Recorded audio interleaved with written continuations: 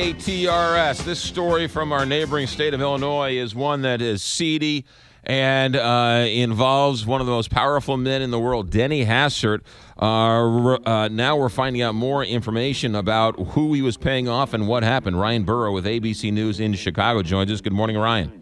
Good morning. Yeah, we still don't know who individual A is, but we now know a little bit more information about what led the FBI to investigate further and deeper into these bank fraud charges, where he was apparently taking money from his own bank account without properly reporting it and using it to pay hush money to at least one person, up to $3.5 million.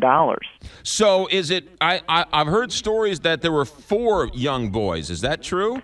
Yeah, that's what we're getting, and this all comes. Remember that he's being charged with the bank fraud allegations. It has really nothing to do with the they are tied together with the misconduct. But now, as we get into sentencing, and the prosecution is making its case for how long of a sentence he should serve, they're opening up a little bit more information as to where this hush money was going, and we know this individual A is at least one of the people, and we now know that there was sexual misconduct relating back to the time that Denny Hastert was a wrestling coach and teacher at Yorkville High School, just outside of Chicago, and this was obviously before he had run for office. And the more and more that people were probed and asked about it, they found out as many as 5 boys, maybe even more, may have been inappropriately touched in one form or another while he was a wrestling coach and teacher. And how much has he paid in hush money over all this time? He was on his way of paying to paying $3.5 million.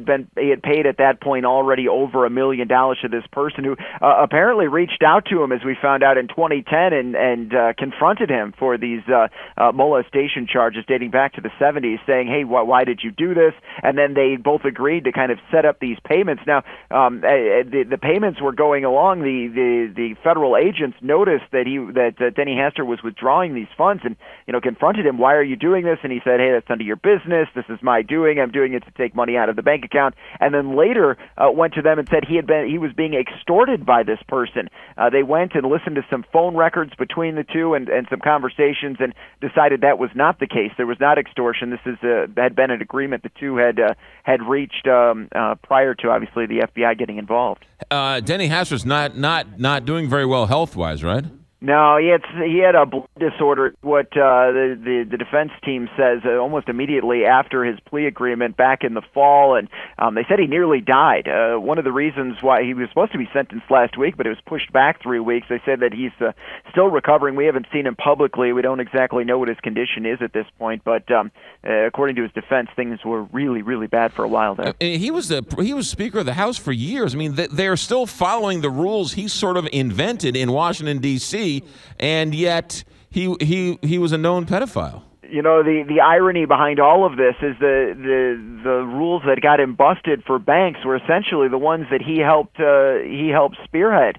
This was after 9/11, and Congress was the one who came up with this idea of kind of limiting the amount of money that could be withdrawn from accounts as a way to track terrorist organizations and track drug dealers, those kind of things. And it ended up kind of being what started this whole thing in the first place. Wow, unbelievable. Ryan Burrow, ABC News. How are you doing with Kyle Schwarber being out for the rest of the year? That hurts, but it is 5-1 sitting atop the Central, not too bad, and looking forward to this Blues Blackhawks series. That'll be pretty fun, huh? Yeah. The game will start at midnight? Is that right?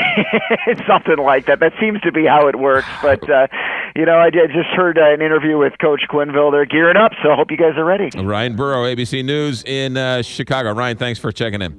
Take care. 8:56 here, Big 550 KTRS.